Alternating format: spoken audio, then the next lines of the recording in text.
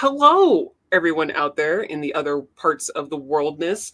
Welcome to the writer's journey. And you know that old saying, truth is stranger than fiction? What if I told you it doesn't have to be? Today on the writer's journey, Craig Martelle is joining us as a special guest host to chat with Lois, and I'm probably going to ruin your last name, Simenson? Lois Simenson, aka Simenson. Paige. Ooh, that was going to be the next one. About drawing from your real life experiences to write blazing hot fiction. Welcome, Craig and Lois, to the show. Yes, great to be here. Thanks for having me. And how's everyone's Thanks week for been? inviting me. Yes, we love having you, and thank you for coming. How's everyone's week going? Pretty good. Can't complain. Good. The heat's staying on. There you go. Now, you had just mentioned a second ago that you had 4 feet of snow, right? We do. Oh my God, I would Four. cry. I couldn't get the snowblower started, so I've been using good old-fashioned muscle shoveling. But I can only do a little section at a time. Well, you have that dog right next to you. Let's get a harness on this thing and get it working. I know. Why don't they do their share of the work? How about you, Craig? You're up there as well, right? Are you under a blanket of white? We are. I live about 300 miles, 250 miles north of Lois, and claim to fame is about 30 miles north of North Pole, Alaska. So we don't get as much snow because we're considered high desert here. So we have probably a foot on the ground right now, which unfortunately my pit bull Stanley, he's short-legged, so that's halfway up his back, and and I have a snowblowing monster machine, and if that didn't start, I would cry like real tears. It has like a 40-inch snowblower on the front of it, a monster tractor, and I'm still getting out every other day because we now are starting to get snow, and I think we're going to get more right now. I think it's snowing right now. Right on. How about you, Kalene? You get any snow your way? We got like a drizzle compared to what y'all are getting, and I was crying over that. But the sun's out; it's nice, bright, shiny. It'll melt away, hopefully. Just all go away. Pretend it's spring still. That's my goal. My mic was muted because you're I'm that talking, guy. but we're not hearing you. Lots of this, Walt. Lots of this. You guys being up in Alaska, does that help or hinder the writing? Because you get those types of writers who are like, I go out every day and I get a hike on, and I get in with nature, sit down, I'm ready to write. Like, do you guys have to strap on snowshoes or something like that to get out of the house, or is the enclosure of all that snow kind of help you when it comes to sitting down at the desk? I would say the latter applies. How about you, Craig? I mean, you don't want to go running out there when it's sub-zero. It hurts your lungs, for one thing. I know when I went out, and walked around the other day, and I came back a half a block in because it hurts your lungs. So, and I know Craig has you have to be careful of that too, don't you? Yeah, it's harsh. It's like breathing in napalm when it gets down to minus 20 or lower or colder. And that was last week. We had a streak of 5 days straight where it was like minus 30 to minus 20. And yeah, like breathing in napalm, it's really tough, even wearing a scarf. But right now it is 11 a.m., just a little after 11 our time, and the sun rose 18 minutes ago. Yeah. And because it's cloudy and snowy, it's really gray. The sun rises on the southern horizon, stays on the southern horizon, and is going to set here pretty soon because it's almost the solstice, where we have, I think, 3 hours and 49 minutes of daylight. So you talk about writing. I'm okay in the dark. I'm okay when it's light 24 hours a day, which that's 73 days straight in the summer, up here at 65 degrees north. So I think it's extremely conducive to writing because there's nothing else I can do. I'm not big on the outdoor stuff because I lost half my lungs over my lifetime, and just being inside and taking it easy. Hey, I've got light in the summer, and the dark, and in the winter I've got lights. So it works for me. It works for me, and taking Stanley out gets me outside. And he doesn't like the extreme cold either, which makes it really good. We get out there, he does his business, we come back in. I'm over here complaining about 30 degrees freezing. Y'all are, yeah, no, I'm good. I'm good, thanks. No. In the summer, though, it's a different story. In the summer, I don't want to sit here and write because it's light all night. It's warm. You want to be out there doing stuff. And, we go fishing at midnight. You guys have a cabin down on the bay, right? Yes, on Ketchmack Bay. It's a remote cabin that's across from Homer, Alaska. And it's about, 3 or 4 miles across. And we've been there for about 30 years. The cabin's still not finished. It's, it's remote. Work in progress. Well, go ahead. Mentioning summer, Patricia Gilliam, she's wondering, have you noticed productivity differences with the seasons? So that kind of falls under that summertime, want to go out and play. It does. I don't know. I'm productive all year round, I guess. It's just I do a lot of binge writing in the summer because, I've got the light, I've got I write in the upstairs of our cabin and I look out and I see the ocean and the whales and the seals and all that. And so I really get, my mind just goes. But the same thing in the winter here, though. I mean, last night I Craig Martelled it. I did 20K in 2 days. That's the fastest I've ever written. I'm going to clap that. That is That's amazing. great. Yeah. And then you're spent for like a month. And talk about Yeah. Yeah, Well, the husband's coming home talk in about a few days. So I have to make hay while I can. Yeah, well, talk about your first book, Lois, because Alaskan Spark took you much, much longer. Because I remember 20,000 words. That was like 2 months of effort on that first book. Yeah. It was. Well, you don't know what you're doing on the first one usually. And so you're feeling everything out. You're trying this, you're trying that, you're experimenting. And once I remember I wanted to give up at one point and my husband's all, you did theater and acting all those years. Why don't you just place yourself in a movie, like pretend it's a movie, think in terms of movie scenes like you always do. And once he said that, it was like this thing unlocked in my brain. And I sat down and I just brainstormed the scenes. And then I just plugged it into Hero's Journey because it's tried and true. And I liked it. And I love Star Wars and that's Hero's Journey. So I did that. But it was time consuming. It was, and as Craig said, sometimes you just got to know when to cut and run, leave the thing alone. Stop revising it for the 100th time. That was the thing, and I don't do that. So in the second one, I didn't do that. Well, yeah, you learn, the more you write, you always learn a little bit each one. And, talking about taking from life lessons and putting that in our writing, you were a firefighter. So, I mean, and acting, how did you go from firefighter acting into, your wider writer world, if I can talk anymore, and get all that going? First of all, I'll say that the firefighting portion of my federal career was a small portion. I didn't only just do that. I did that in the beginning to make money. And, but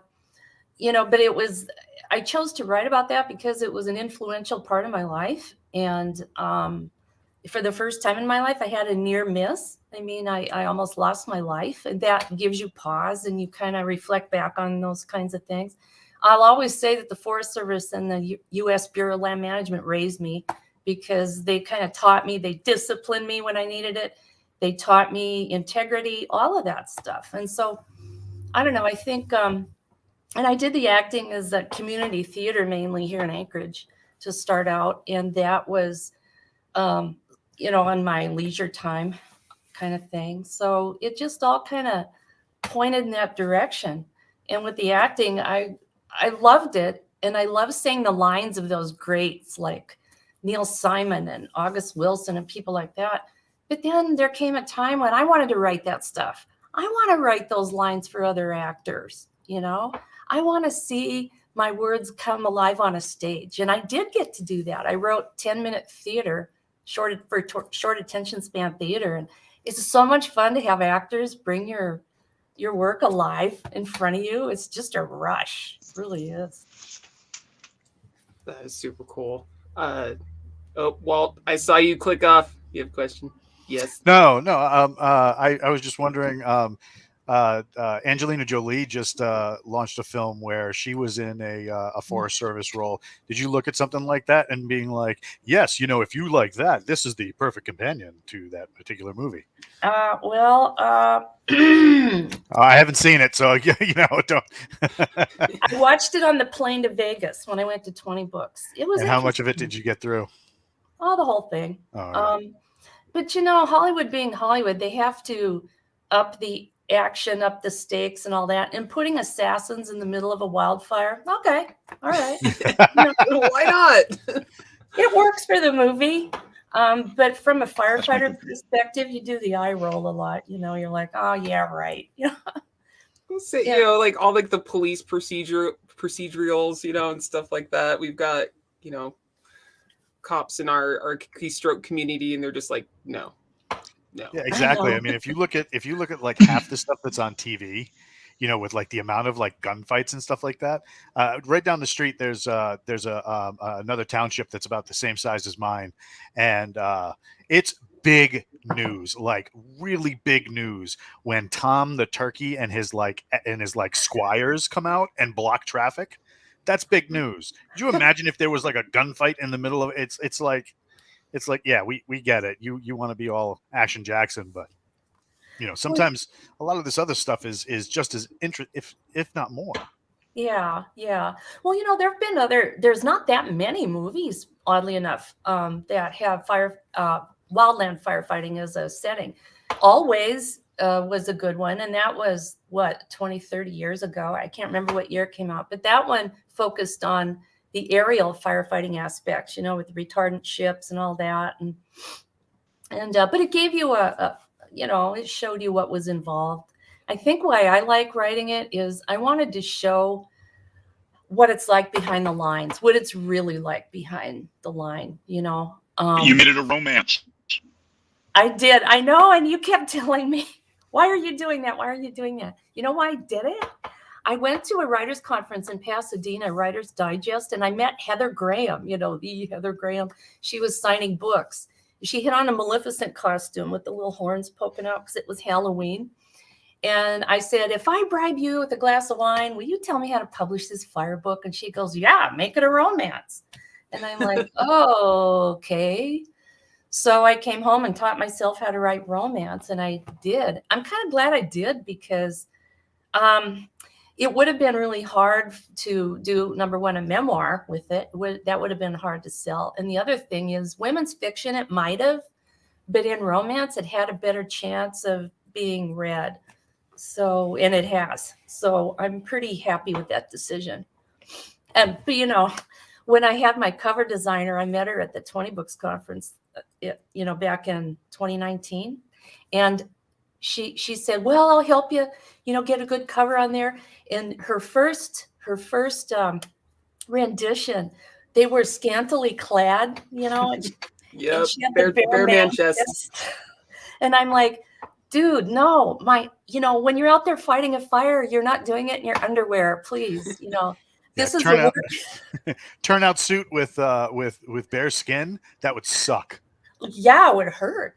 But I wanted to respect my wildland firefighting community too, and because they it's not like you go up to the fire line with your Pulaski and I'm going to fall in love today. That's not the way it works, And I hate to say this, but when you're out there with a crew of 18 people, your gender disappears. Seriously, once the females prove themselves to the guys, which is something you have to do, it's male dominated. It's just, you just do it. Then it's like everybody starts cussing and swearing and, you're out there and you have a job to do and you do it. And nobody really, you don't notice who's male and who's female anymore. You're all dressed alike. You all have the hard hats on, it's just, anyway. So that kind of brings us into, drawing from those real life experiences, you know, it's like you think romance, it's just like, the hot man chest in a burning forest and she's falling for him. It's like, but that's not realistic, you know. So you know, that strict adherence to what really happened, how did you work through that, you know, doing, you know, being in this setting and also making it a romance? Because, you know. Right. Well, I drew on my personal experiences, of course, and I usually base it on real fires that occurred in Alaska, because, I mean, why make this stuff up when it was right there? And then I just plot my fictional characters in there. But I pretty much based the romance on my husband and I. We were each on a fire crew in Montana, different one, not the same one.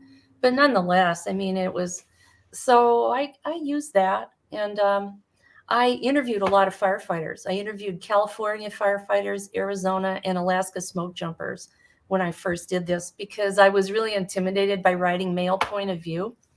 And I knew I had to learn that. And I spent a lot of time on the phone and on Zoom calls with people and stuff like that. And I ran my scenes past the smoke jumper before I published the book. And he goes, yeah, he says, I'd swear a dude wrote this. And I'm like, There you go. I nailed it. So yeah, it was fun.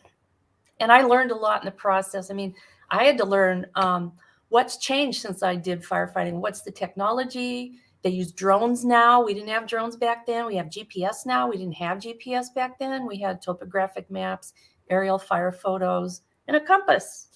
You know, that's why we got lost. And then, not lost, but we were in the wrong part of the fire. But yeah, there's just a lot of things that are different now. And I had to update myself on that. Yeah, that's it. Yeah, definitely technologically wise, knowing what era, what time period you're writing something in. If, you know, you're in 2020 writing a new book, but you're pulling off of, you know, later technology, people are going to scrape on you for that. So definitely keeping aware of how society has grown definitely can impact, you know, how you're going to build all that stuff. Right. It's like pulling out a cell phone in a 1975 novel, which I did read, by the way, the other day. And I went, Yeah, that's not going to work. And I remember one time when the movies came to Anchorage, we had a film incentive here back in 2010. And there was a movie called Everybody Loves Whales. They changed it to Big Miracle with Krasinski and Drew Barrymore and such. And I was an extra in that. And it was set in the 80s when they were trying to free the whales out of the Arctic ice. And it became a worldwide sensation. And I was sitting here with my camera like this. Okay, as a prop. My camera was a prop. And I heard, cut. This guy walks up to me and he goes, well, you ruined the shot. He goes, don't you remember how we held cameras in the 1980s? Like this. You put it up to your eye like this. And I went, oh, yeah. Oh, yeah. We didn't go like this. That was just. Yeah, fun. no, that was fun. That's we was watching a show with my daughter, and the girl got, you know, transported back to, you know, 1990s, and there's a rotary phone, and she's just like not knowing how to do anything with it. And my daughter's kind of looking like, how would you use that? And I'm like, you put your finger in the number and you twist it. Yeah. There was a video about that's gone viral online somewhere about this guy he set a Princess phone down and had two millennial guys try to figure it out. It was pretty funny. Best way is just to tell them to sit on it and spin. Yeah. So you are definitely in the romance genre, and it's not a genre we get to talk about a lot on the writer's journey, because we have a lot of sci-fi, we've got a lot of fantasy, but it's definitely a genre that, you know, I wanted to dig into a little bit more. So in that realm, what do your readers really look for in a romance? Because there's really nice, hot, steamy romance. There's, you know, like kind of closed doors, different types of working relationships, things like that. So what about your readers? What are they looking for? Well, I in the beginning, I didn't want to make things graphic. And I just didn't. And because I didn't know really who my target audience was going to be with this. I seriously didn't. I thought it could be anybody from 25 maybe on up, or I don't know. I have found out since, mainly it's 35-year-olds on up, which was interesting to find out. Male and female. I was shocked at that, that I had guys reading this, some guys reading this. And what was funny is in the reviews, they'll say, well, I don't normally read romance, but I like the fire scenes, stuff like that. I like romance because it has the most subgenres of any other genre. Because within that umbrella, you have your thriller, your suspense, your crime, you can make it anything, your rom-com, contemporary. It just has so many different ways that you can, weave the story in. The thing about doing it in suspense and crime is you have the two plots. You have the romance arc, and then your character arc, and then you have your plot arc. So you have to shepherd all that along. That's why I like rom-coms, because you don't have to shepherd all that. You just have the one romance arc, you make it funny, and there you go. And I like to write shorter now because the fire books were kind of long. And while it's great for Kindle Unlimited, it sure is a lot of work when you're revising. So I kind of like the 60K, 50, 60K books now for rom-coms and things. And we've got Ray H. Braun, in the chat saying, hi, Lolo. I know Alaska Blaze is coming, takes place near Fairbanks. What's next after working that book and series? What do you got on the burner? Well, no pun intended, right? Yeah. Well, I'm writing Alaska Blaze right now, and that one is based on the 2019 McKinley fires that we had down here by Talkeetna and Willow that affected so many mushers, Iditarod mushers and such. And the evacuations for all those dog teams was short of a miracle. I was blown away by that. And I don't think we had fatalities in that fire, but there was a lot of property loss up there. It was really hard, and there were a lot of people homeless. So I'm writing that one, and I am having a musher as one of my main characters. So I get to go on a mushing trip. I contacted a musher. I get to take a dog sled ride, so that'll be fun. And after what I had always planned was, initially, I had planned to do Alaska Spark, California Firestorm, and Montana Blazing. Those are the 3 states I mainly fought fires in. And then the Alaska locale became so popular. Readers are like, oh, God, I love it that it's in Alaska. Let's keep it in Alaska. And I just kind of went, okay. So give the readers what they want, right? So yep. I kept it in Alaska. And I think at the end, I don't want to give away any spoilers or anything, but I think what I'm doing is I'm morphing my crew into a hotshot crew, which normally takes, after I talk to some fire people, 3 to 4 years to do. Well, actually about 3 years, but I'm stepping it up for purposes of the story.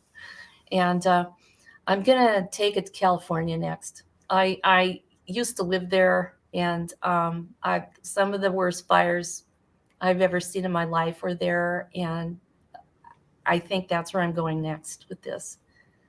And I wanted to be a better writer before I took that on, because I have family there and they've been waiting for California Firestorm for me to write this. And I wanted to do it justice, because California has suffered, they really have. And it just means a lot to me to do a good job with this book. No doubt.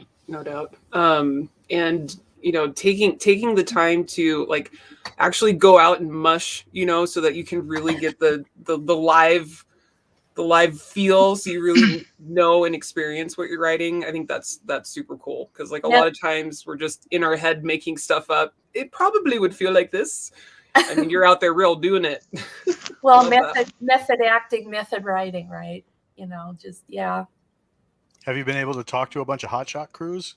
Because some of those guys are super in demand. And if you look at certain military occupational specialties, you talk about all these special services, with highly, there goes my maniacs.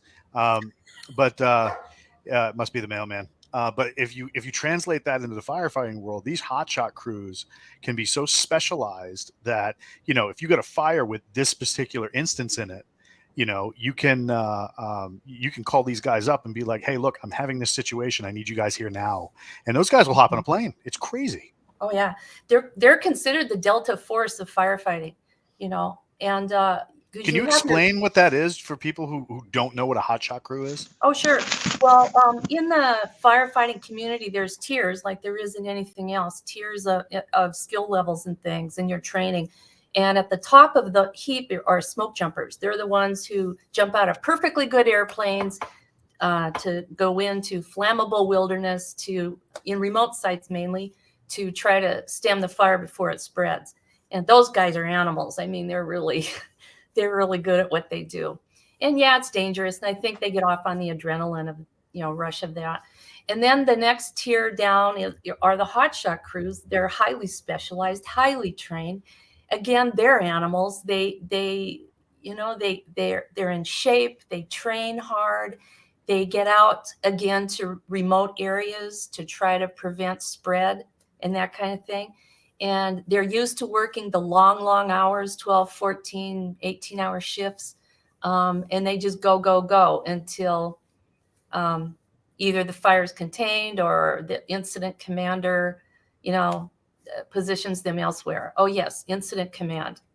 The ICS system, Incident Command System, was started in Wildfire back in, as I was kind of getting into it again, because I did it in spurts. I did it in the Forest Service, and then we didn't have it then. And then in Alaska with the BLM Fire Service, Incident Command was in. And the whole system has a built-in hierarchy. And if you've been in the military, which you guys have, you know how this works. You have your strike team leaders, and you have your situational unit, you have your logistics, all of that. It's like a well-oiled machine. Once you're trained in that system, you can go anywhere because it's national. Everybody does it, state and federal, and it's easier to coordinate. They're still grappling with radios, though. Radios trying to get on the same frequencies and all of that. That's still a problem on fires. And I think they're using drone technology to try to stem some of that now, which is fun because I'm researching that now. I love it. I love how they take the drones to fly over fires to get what we used to do in airplanes. I mean, I used to fly over Alaska and map the fire on a topographic map, you know. Wow. Now they have drones. And they can also use the drones for extending radio range to create mobile base stations. They have a lot of services now are going to robotics for intense fire break delineation, so that they can break up those fires without risking a human life. They could just send in a robot there, and that's all stuff that they picked up from one of our co-hosts, Josh Hayes. Used to be a bomb technician, and that's tools of the trade for those guys. So you see a lot of this technology bleeding back and forth over different situations. I don't know, I can't really say what we used to call it, but we used to have these almost like police computers in our military vehicles that are linked by satellite, and it created a mobile infrastructure that wouldn't break down over distance like a radio. And we could be on a situation where we're sitting on a 300-pound bomb or something like that, waiting for EOD to show up. And meanwhile, we're trying to identify where it came from. I'm talking to a technician in California on this thing in the middle of another country. So, I mean, those kind of tools are starting one of my friends works a hotshot crew. So like, these are things that he's telling me. He's like, dude, the technology is insane because like you were saying, California has suffered. Alaska's always getting hit. Arizona, like all these places. So people are putting real technology. We're putting as much into our technology now as like Mexico did 20 years ago in trying to deal with their earthquakes. So it's pretty wild. Yes, it is. And that's going to be in the upcoming book. Yes. Yeah, that's awesome. I am. Oh, you guys, I'm becoming a drone geek. I do all this research, and I'm on there going, "Oh my god, I know what a quadcopter is now. I know what's powering these things. I know, and I want to get a drone now. I asked for one for Christmas. Oh, that's awesome. Are you gonna get it? Santa being good. Hope so. If not, let me know. I can let you borrow mine. I got mine's right there. Okay. Yeah, you know what? Back in when I had the close encounter, when we had the near miss incident, which was really traumatic, our crew got trapped in a ravine, and this was on a fire called the Eielson Fire. It was back in 1988. Dating myself, but hey, what the heck? Anyway, we were on the wrong ridge. Up in that part of Alaska, there's these things called finger ridges on the mountains. You know, your mountains will have ridge 1, 2, 3, 4, 5, if it's all one mountain. And so we had our topographic map. We were supposed to go on the other flank of the fire. We were on the right. We were supposed to go to the left. And what happened was we had a new crew boss from California who wasn't familiar with the topography, the terrain, and all of that. She took us to the wrong ridge. Had we had a cell phone, maybe that might have averted the whole thing, or, you know, any other kind of technology, but we didn't. And so our first clue was when the retardant ship, and I wrote this in the book, the retardant ship comes over and dumps a load on our crew. And I'm like, wait a minute. No. And turned our yellow shirts pink, which is bad. That's bad. Because when we hiked back in that night to base camp, our crew boss got in a lot of trouble for that. And she was demobbed off that fire. But anyway, the point being, we had to run for our lives up a steep mountain. And then Jaws, the guy with Jaws, this retardant ship, he comes back and he dumped a second load on us to buy us time to get up, because fire runs fastest uphill. And the steeper the slope, the faster fire runs, right? Because we've seen that on the news. We've seen that in California and stuff. So we were going like, I mean, I honest to God thought I was going to die. A lot of us did.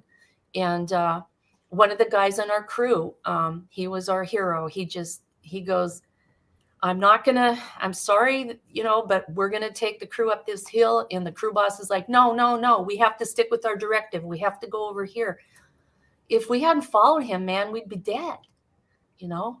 And I'm thinking, geez, you know, drones and GPS and all that could have really saved the day on that. But obviously we made it because I'm still here. But yeah, technology, I mean, it can really help. Now, do you go into the side of firefighting? Like, you see, you know, all the things where, you know, you get like the 5-minute grieving scene, you know, and then like everybody's all partying or whatever, and it's like, it's not really like that. Do you get into, because, you know, your books are based basically a romance centered around this particular these particular events. Do those events impact how the characters' relationships kind of develop? Because I mean, that's not an easy environment to cultivate a relationship in. No. Yes, because I'm a student of Angela Ackerman, Emotional Wounds and all of that. And I have all her books here. And I study the flaws and all that kind of thing. So I gave the wound to my character, because this was based on a real firefighter I know, of having lost somebody in a fire. Because the book opens with her trying to save a homeowner and she failed. So she takes all that. And I know people that they take that personal. They take it. I read a lot of, I follow a lot of fire sites on Facebook, and I read the sentiments and things, and people, it's hard on them. If you can't save a life, oh God, it just eats away at you. And so, yes, I did incorporate that into some of my characters, and then how they redeem themselves, the things that they do to make up for that. Like my one guy became a smoke jumper because he lost a family, couldn't get out of a house in California. So he upped his game, and he thought to himself, if I can just be better, stronger, you know, and I can help more people.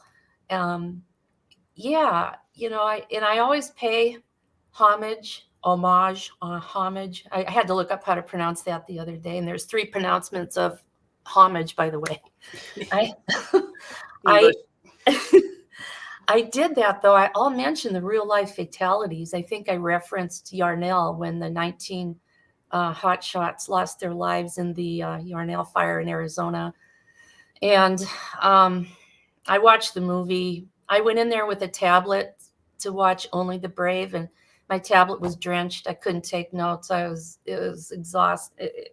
It was really emotional. Anyway, yeah, I'll always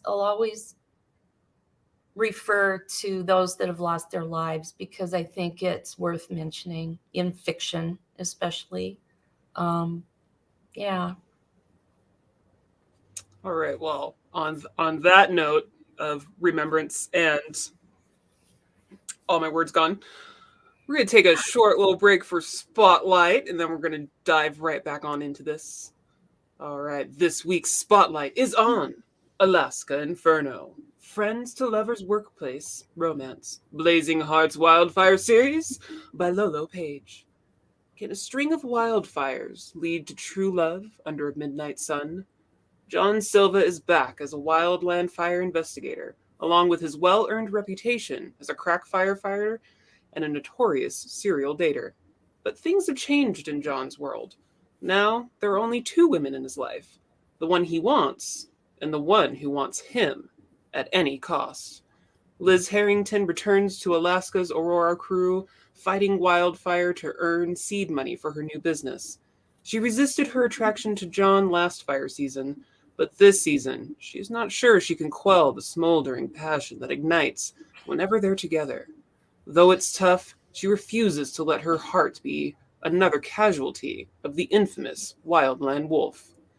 Someone is setting fires on the Kenai Peninsula. When John is summoned to investigate and Liz dispatched to fight the blazes, more than the wildlands are heating up. What John discovers blows his world apart.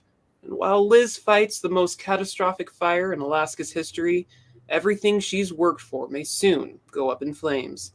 As Liz and John race against time to find the arsonist before their beloved Alaska turns to ash, they must find a way to overcome the lethal forces determined to keep them apart. Fire is unpredictable, and so is love.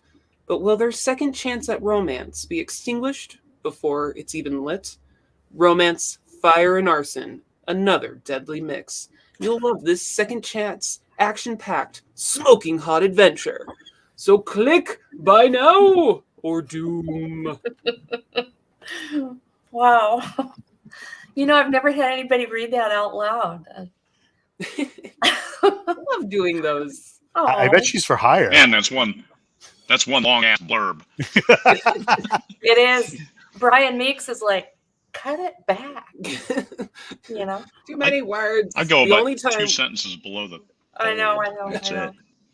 I don't know. It's that movie thing. I get so dramatical. You get carried away, you know, just. But you know what? You have to be careful what you create in the first book when you do a series. And I went, oh, what'll I make this other firefighter? She has a part-time job. I'll make her stripper, right? Oh, excuse me, exotic dancer. So I did, and then I was stuck with it for the second book, and I'm like, oh my gosh, how am I going to do this? You know, that's always fun. I just so happened to have had a friend who was a stripper, so I tapped her, and she helped. And Kit in the live chat a little earlier, kind of running off reading the blurb. Do you have a percentage mix of romance versus firefighting that you aim for? Because you definitely want to have like that delicious action with the fires and like the getting in there and the, you know, being in the shoes of these people and the dangers of their lives, but you still want to drink in all the love and the torment. So how do you balance that? There is a definite balance. And like I say, when you write a romantic suspense or an action adventure with a subplot, you have to herd the cats at the same time. So what I do is I make a romance arc and I have my romance beats. I'm all very structured on it. That's just the way I am. I can't pantser. I can pantser when I start writing, but not in the structure. So I have that. And then I have the subplot, the suspense portion. And I have to be careful that in order for it to be a romance is usually the central plot, the main plot. And so you probably have a 60-40 mix. So 60 romance, 40 all the rest. And that's what I usually aim for. Although on the second one, I think it wound up being 50-50 because the Kenai Peninsula had horrific fire that burned miles and miles and miles. And in fact, there's a scene in there I wrote that my husband drove through that. And with the fire burning on both sides of the highway, and oh God, it was on Channel 2 News and everything else. And it was really, it burned everything down there. When I drove through it last summer, I couldn't believe it. But it opened up the landscape, and now I'm seeing rivers and lakes I never knew were there. It's kind of neat. But yes, in answer to the question, I usually aim for a 60-40 mix. And, you know, I read a lot of romantic suspense, and that's what I find a lot of the authors do there too. So, and in romance, you have to have the happy ending. That's one of the reasons I was attracted to it. I didn't want to write crap, you know, sad endings and cliffhangers and stuff. So that's a contention of the romance genre. HEA, happily ever after, and main theme. And then, and the heat level. Yeah, you asked me about that earlier. I had to choose a heat level, and in Romancelandia, it's usually 1 to 10, 1 being behind closed doors, you know, the Hallmark stuff where they melt off the screen, and then 10 being erotica. So I picked medium, like 5-6. You know what they're doing, but it's not super graphic. I use a lot of metaphor, stuff like that. I try to prosy it up a lot on those scenes because when I first started writing them, I would sit here and blush at my computer. I'd type the word breast or thigh, and I'd go, oh, you know. But I'm used to it now, but boy, that took some doing in the beginning. Didn't you say you had a friend who was an exotic dancer? Yes. You should have just brought her in and be like, look, write these words for me in the spaces. Right. Fill in the blanks. Yeah. Well, you know, I've had on my reviews, I do pay attention to reviews because I think I did so much a critique group for several years. I was in critique groups, and I got so used to that when the reviews came, all it was for me was critique written down on an Amazon site or whatever. So I read them because I think you can learn from them. And if readers have certain expectations, I think you should try to meet those because they're paying for your product that you have on the market. And I think you should deliver what they want. So I did learn from that. And some people would say, oh, thank you for not making the love and sex graphic. And then others would say it wasn't steamy enough. So you're like, well, you know, if you're right in the middle, then it must be some kind of a sweet spot. And I had some firefighters that read it. And that's what made me nervous more than anything was having the fire community read this book because I thought, oh, no, you know, they'll see the romance label and they'll just shake their heads. But they were positive. I mean, I had people thank me for firefighters for depicting what it was really like. Because I do describe what it's like to go through a fire shelter deployment and a burnover in an entrapment. And it was pretty traumatic. I didn't undergo that part. That part I interviewed people for, which was hard to do because they had to relive it for me. But yeah, I just. So for those who have never been under a silver blanket, can you tell people what a burnover is? Okay. Every firefighter is required to carry a fire shelter. Fire shelters are, you've probably seen them on the news. They come in a little rectangular case. They're packed in there professionally and vacuum packed in there. And they're made out of Nomex and silica with a thin sheet of aluminum foil over the whole thing. And the idea is that if it's a last resort, it's not meant to be something you depend on. It's an ultimate last resort. Like if you're trapped, if you're caught, then what you're trained to do is to try to find some piece of ground where the vegetation's as far away from you as possible, because vegetation's fuel. And, if you can find a creek or a shallow lake or something, and you can stand in there and deploy to keep the toxic gases out of your lungs, that's the thing that will get you before the fire actually does, is what goes into your lungs, and they can be seared. And while it gets really hot in there, you can survive that. It depends on how hot the fire is burning, though, because it's only good for up to, it flew out of my head, the exact Fahrenheit degrees now, but I've got it written down somewhere. But it does, if the fire exceeds that, why then you're a Pop-Tart. But they call it shake and bake in the fire community. Oh, it's time for a shake and bake drill. I'm like, oh God. Yeah, it's intense. Burnovers. One guy was crying on the phone when he was talking to me about it. I'm like, sir, do you really want to do this? Do you want to continue? He says, I want to continue. That was hard, but yeah. Yeah, but stuff like that, I mean, that for me really elevates the stories, because it really is that stranger than fiction thing. You're injecting that real life into it, and as a reader, you definitely feel it. You can, and yeah. So all those people that you've talked to who've had to relive those moments, I thank them for having the bravery courage to relive that, so that people like me, I've never been a firefighter, I am learning so much today, can really experience and know what that kind of life is like, and that life experience just enriches you even more. So I love that. I do have a hotshot crew who wants to remain anonymous. They only want to be known as Todd Johnson. It's funny, all 18 of them, 20 of them. And I will say they're in Utah, but that's all I can say. And they are helping me on this third book, the conversion from a type 2 crew to a hotshot crew. So I'm talking to the superintendent of that crew a lot.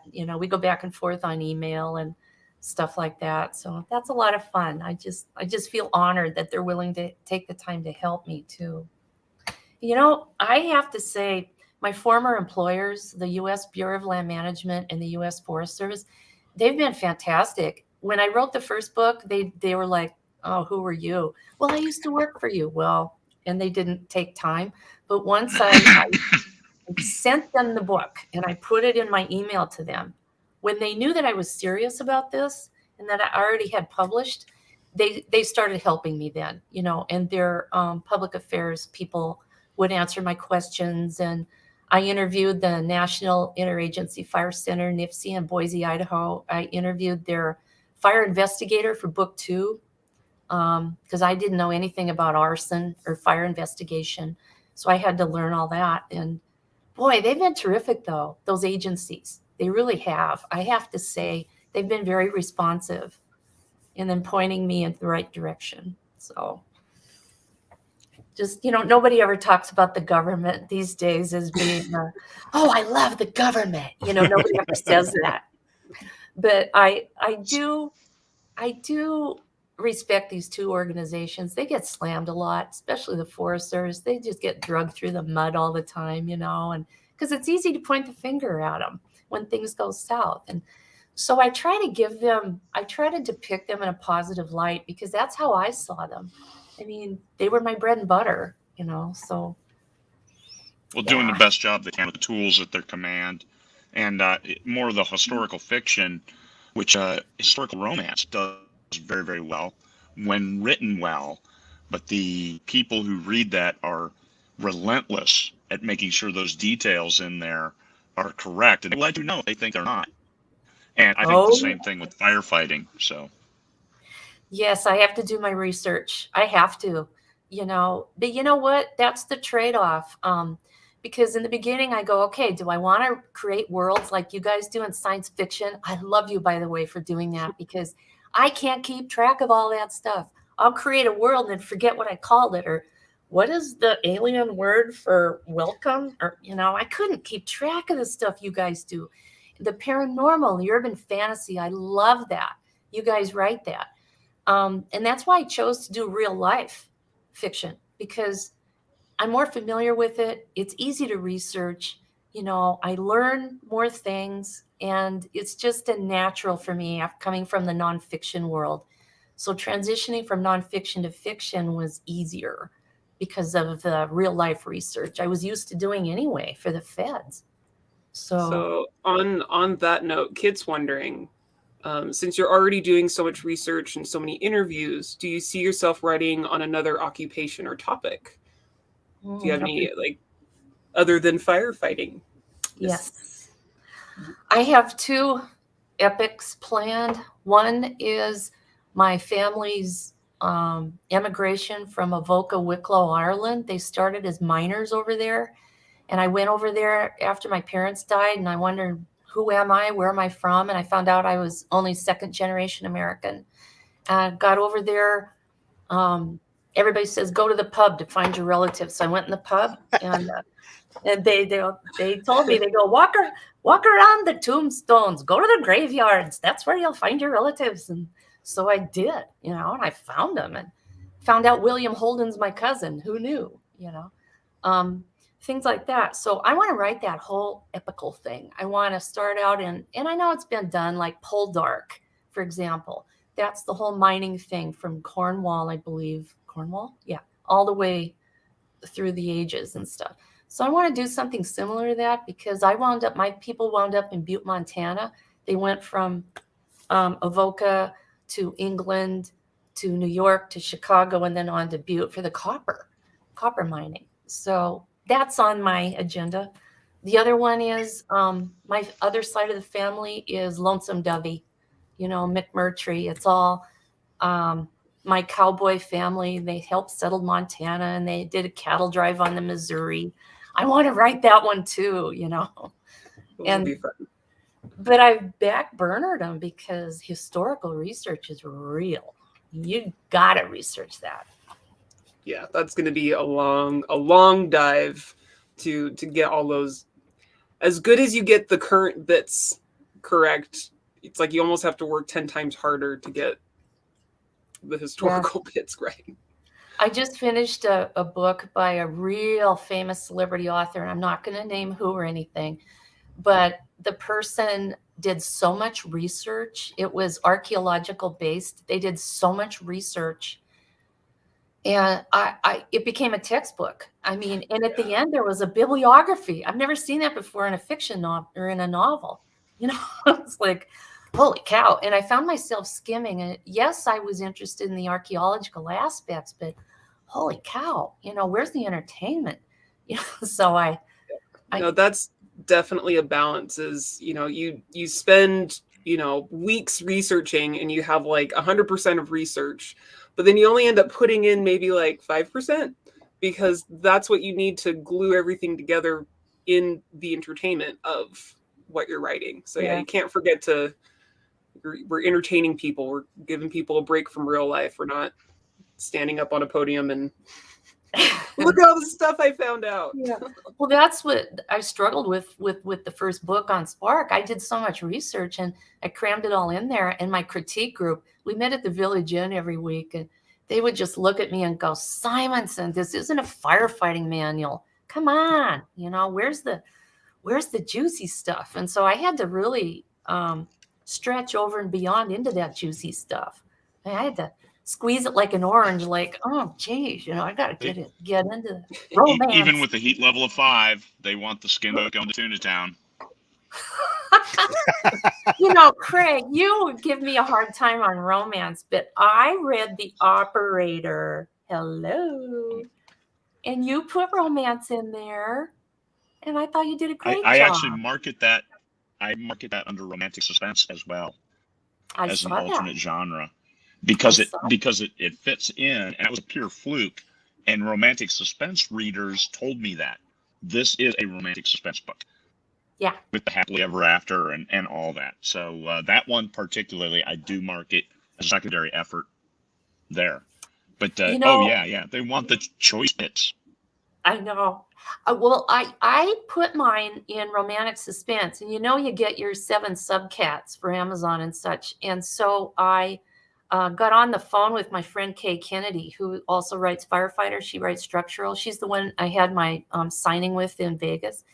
And she said, why don't you try action adventure? Stick it in action adventure and see what happens. So I did, and it went whoop and shot right up in rank. I was like, oh my God, action adventure.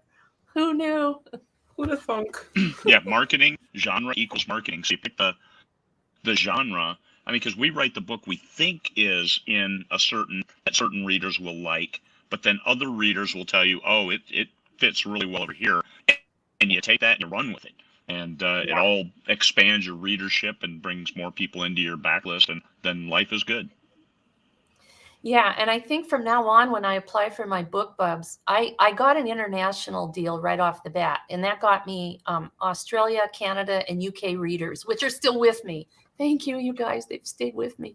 But the US one has been elusive. So I think from now on, I'm going to mark action adventure instead of romantic suspense on those book bub submissions. I just got a book bub feature deal with US as well as international on Ian Bragg, the Omnibus, books 1, 2, and 3. Oh, in congrats. action adventure. I did not go thriller, even though I called it it's Ian Bragg thrillers, because not thrilling enough for a lot of the thriller readers. So I put it in action, and it did really, really well in action adventure. So I would suggest Alaska Blaze, and Alaska is a great name too, because my End Times Alaska series, the publisher, that one's traditionally published, and the publisher said anything with Alaska, it's big right now because of the stupid reality shows that aren't real at all. No, I know. And that was the other thing. I wanted to depict Alaska as this beautiful place that's fun to come to. And, aside from, it can kill you every 10 minutes. I mean, but we're just going to glaze There's so over much that. sex up here. People have sex up here. Yes, especially if they're firefighters. And, but putting Alaska in the title was people advised me on that. They said, put that in the title. It's still considered an exotic place for a slip. We've ruined it, Lois. Okay, we're ratcheting it up to level 6 now. Oh God, okay. Exotic place. So it's turned out to work out real well, especially for overseas readers. They're still quite taken with Alaska, so that's an attractant. And we had one question ahead of time from Patricia Gilliam. This was one that I really interested in it as well. And that's, has there ever been an event or situation you had to dial back in fiction? Something like it actually happened, but it wouldn't seem believable to readers. Because like for me, it's I've done that and just like, but I've got to like take it to here. Because if I did it all the way it actually happened, people would say that there's no way that could ever happen.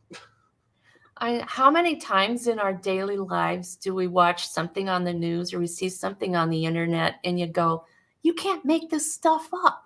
I say that all the time when I see something that is so bizarre. I'm like, that really happened.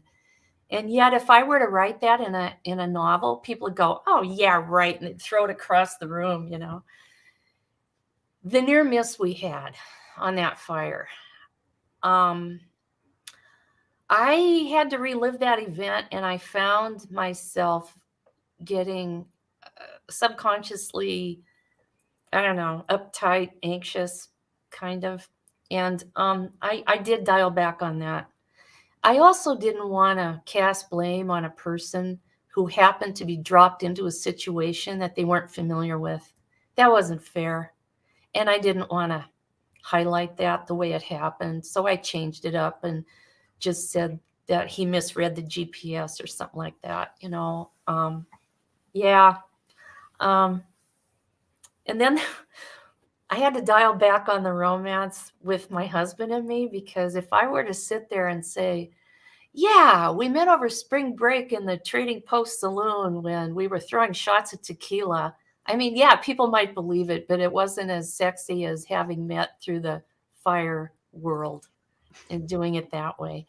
And also when I ask firefighters, how do you meet people? How do you have time for relationships during fire season? How do you do that? Most of them would say, well, we don't, especially the smoke jumpers. And they go, you have to make the most out of the time you have.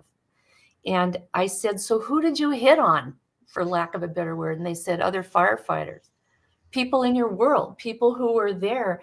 Like one smoke jumper said he had a super big crush on a helicopter pilot who, she was from California, who came up to work the fires in Alaska. And he said, you just work around it. You find ways to work around it. Most people keep it hush hush, especially if you're a relationship on the same crew, which I talked to one firefighter and said when it went south, it divided the crew because everybody took sides and it became a morale buster, So I brought those things up in the book because I think they needed to be addressed. The other thing I dialed back on, well, I didn't really dial back on it because I went there, was women in fire. And there's still thought out there, even now, that women should not be in fire, that they're not physically capable to handle the demands and that kind of thing. There is still some thought out there with that. And my female firefighters told me if I didn't at least address that, they would never forgive me. So I did. And I made them the bad guys in the first book. So I thought, who do I use for bad guys? Well, maybe it was a cop out. I don't know. But they, at least I addressed it. So, because it does happen still, unfortunately. Wish it didn't. They've had congressional hearings about it and the whole 9 yards, but it still happens. And you know what? I bet it still happens in the military. Yeah. Oh yeah, it's still a big thing because there's mitigating factors, and the one side of the community says it's not an issue, and then another side of the community says it is, and they both have valid talking points. But in the end, what it really comes down to for some of these upper tier commanders is the funds involved. If the pass failure rate in some of these courses is 60% for males and it's 95, excuse me, and it's 90 to 95% for females, is it cost effective to allow that, because we're using tax money to fund it and blah, blah, blah. But, the other side of the coin is, listen, you just let this jackhole give how many millions of dollars to this foreign country that, is committing war crimes. So what does it matter what the cost is, Yeah. Yeah. I stress the fact that the sexual harassment training that BLM and Forest Service both do, and they do a good job of it. I've taken it. I was forced to take it twice a year. It used to be once a year, but in the Department of the Interior, they were having some problems and issues. So we took it twice a year, and it's very rigorous and it's very thorough. And for anybody to sit there and say, I don't have patience for anybody, male or female, that says, well, I didn't know. Or whatever, or claim that they weren't informed how to handle situations like that. I don't have any sympathy for them because we were trained. And I know firefighters are. I'm not sticking up for that. Right. But I'm just saying that everybody likes to blame the agencies. Well, they allow this to continue. They tolerate, they look the other way. Well, wait a minute. If you experience something and you're not reporting it, and you're not, or what the way that I was trained was tell the violator right then and there, hey, that was kind of inappropriate. Can you maybe not say that again or whatever? Most people stop. Most people don't do it again. But to sit there and blame an agency for it when they provided the training and you took the training, I don't have patience for that.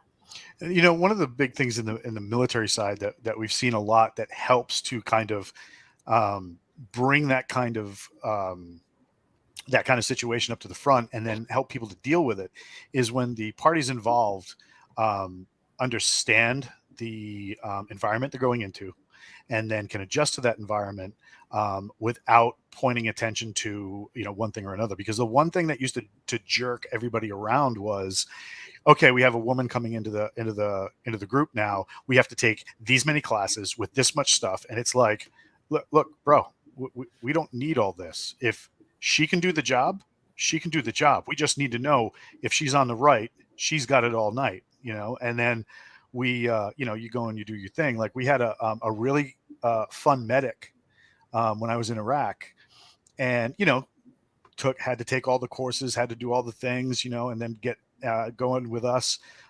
We were in the middle of a little combat outpost, over 100 kilometers away from anything. So, if anything went stupid, you got to deal with it.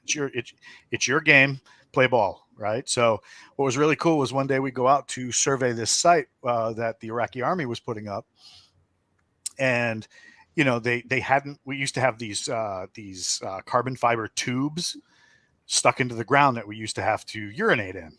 Right. That was like your outside bathroom. But, with the female riding with us, is there special accommodations going to be made? So one day we're sitting out there and they didn't have on this little outpost, they didn't have the tubes up yet. So, we had a corner that we picked and that's where you did your business. So, one day her and we had a female driver that was with us one day, and they stand up, they look over, they see the Iraqi army guys just looking at them. They give them a little chin check, unbutton the fly, and they start peeing standing up. Like stream just like a dude. And these Iraqi police are horrified, right? And the one medic just looks at him, gives him a little wink and then, shakes it off and, unzips and blah, blah, blah, right?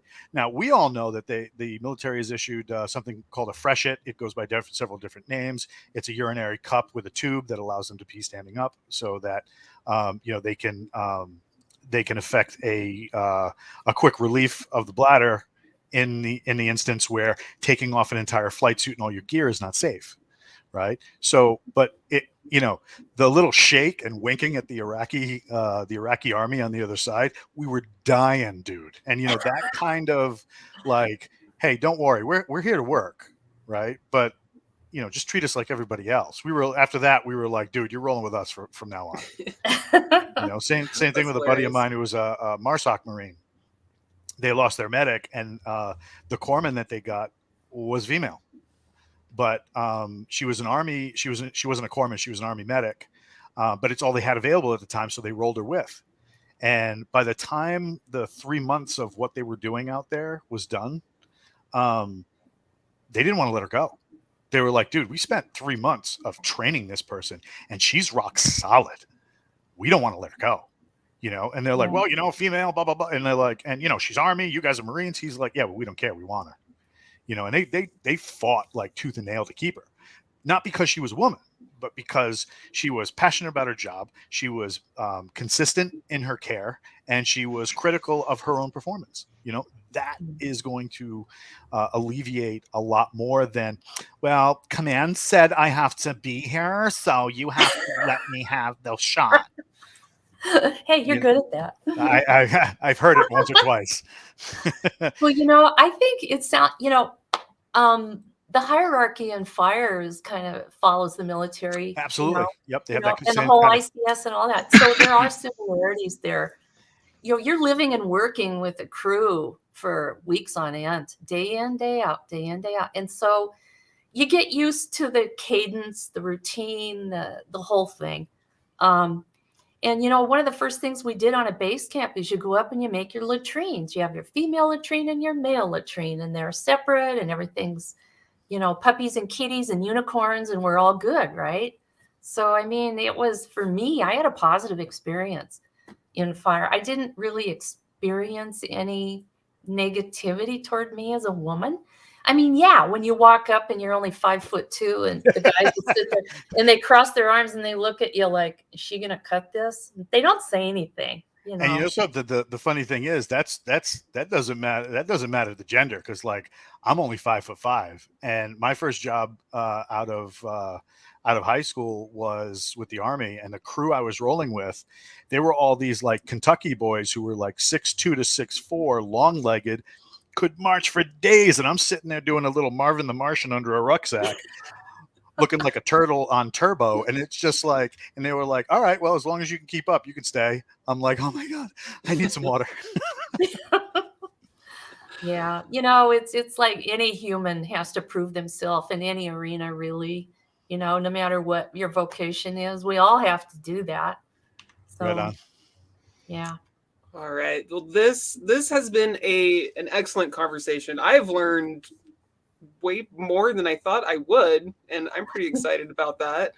Lolo, Craig, thank you for coming on and chatting with us and all those experiences. And you know, also at the end of the day, it's okay to reach out to people in these professions. You know, it's okay to reach out to, you know, the actual companies. If you are showing that you want to depict these things in a light that, you know, you're not just going to be like stabbing at them. You know, it's like you really want to show the truth of what they're about, what they do, how they handle things. You know, people are more than, you know, willing to talk because they want the truth to be known. And what better way than have it in fiction? That's right. And what I like about it is I get to lie for a living. Don't we all? We all lie for a living. I mean, when I went to confession as a little kid, the biggest sin I always had was I lied 149 times because I like to stretch the truth. And you can do that in fiction. That's why when I wrote a memoir, I'm like, ew, I don't want to tell the truth here. I want to stretch it. All righty. Well, Walt, thank you also for hosting. Y'all may have noticed that Lauren was not here. She's doing good. She's just a little under the weather. So she's getting better. Hopefully to be here next week for, I forget what we're going to have, but we're having something. Something's going on, and it's going to be here live on the Writer's Journey. Make sure you hit that bell, ding the little subscription thingy. Come to Keystroke Medium on the Facebookness and chat with us, hang out. All right. For Walt Robillard, I am Kalene Williams. Be sure to check us out next week. We're going to talk about more reading, writing, and everything in between right here on Keystroke Mediums, The Writer's Journey. Peace out, you guys. Thanks, Kalene. Thanks, Walt. Thanks, Craig.